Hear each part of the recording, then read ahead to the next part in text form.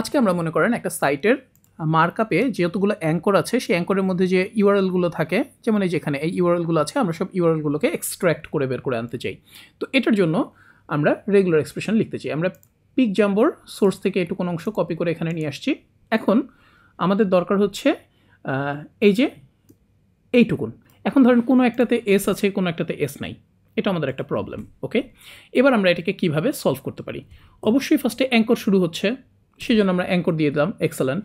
এরপরে কি, এরপরে একটা স্পেস, আমরা এখানে স্পেসই দিয়ে দিলাম। এরপরে কি, এইচ রেফ, ওদের যে প্যাটার্নে আছে, হ্যাঁ আমরা এইচ রেফ দিয়ে দিলাম। এরপর সমান, এখন আমাদের কি শুরু হচ্ছে, ইউআরএল শুরু হচ্ছে। সো আমরা এখানে একটা গ্রুপ তৈরি করলাম। গ্রেট। সো এই গ্রুপের মধ্যে আমরা কিভাবে করব, ফার্স্টে এইচটিটিপি কথাটা থাকবে, তাই না? হ্যাঁ, এইচটিটিপি কথাটা থাকবে। এবার এস থাকতেও পারে, নাও পারে।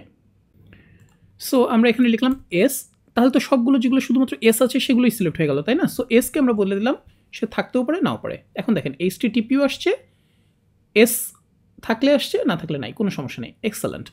আচ্ছা, এরপরে কি, এরপরে স্ল্যাশ, ফাইন। এরপরে আমাদের হচ্ছে কত দূর পর্যন্ত যাবে, যতক্ষণ না এই যে এই ক্যারেক্টারটা পাচ্ছে। সো আমাদের ভিতরের এত কিছু চেক করার আমাদের দরকার নাই। আমরা কি চেক করব, যতক্ষণ না পর্যন্ত তুমি এটা পাচ্ছ ততক্ষণ পর্যন্ত যেতে থাকো। গ্রেট। সো আমাদের এইটুকুন পর্যন্ত এখন একটা গ্রুপের মধ্যে সিলেক্ট হয়ে গেল।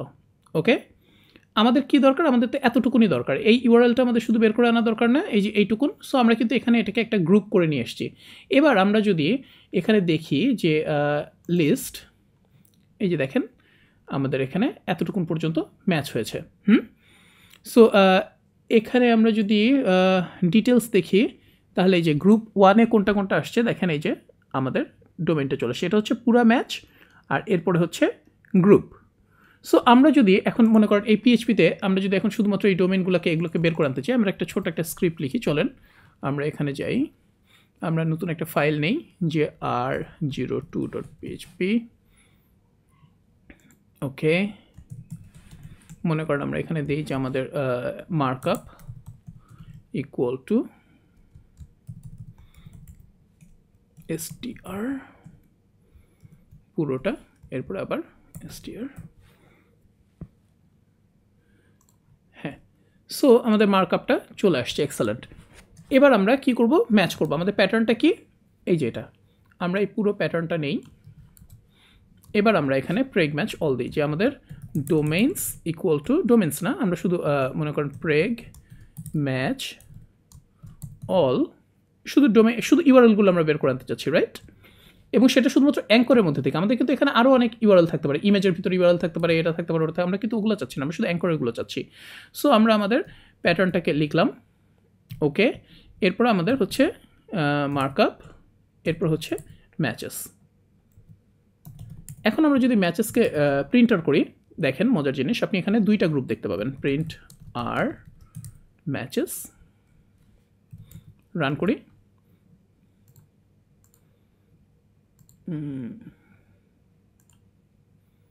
ও আচ্ছা, এই যে এখানে এটা হচ্ছে ইয়ার, তো সো আমি এগুলোকে এভাবে দিয়ে দিলাম। হ্যাঁ, এই যে দেখেন দুইটা গ্রুপ আসছে, জিরো হচ্ছে প্রথমে সবগুলো ম্যাচ করে গেছে। আচ্ছা, এটা কেন এরকম স্ল্যাশ দিয়ে এসকেপ করে দিলাম, কারণ হচ্ছে আমরা বাউন্ডারি এটা ইউজ করেছি হচ্ছে এই যে ফরওয়ার্ড স্ল্যাশ, তাই না? এই জন্য আমরা ব্যাকস্ল্যাশ দিয়ে এটাকে এসকেপ করে দিতে হলো। অথবা আমরা যদি এখানে এটা ইউজ না করে অন্য কোনো জিনিস ইউজ করতাম, ধরেন আমরা মনে করেন এই সাইনটাকে ইউজ করলাম বাউন্ডারি হিসেবে, ঠিক আছে?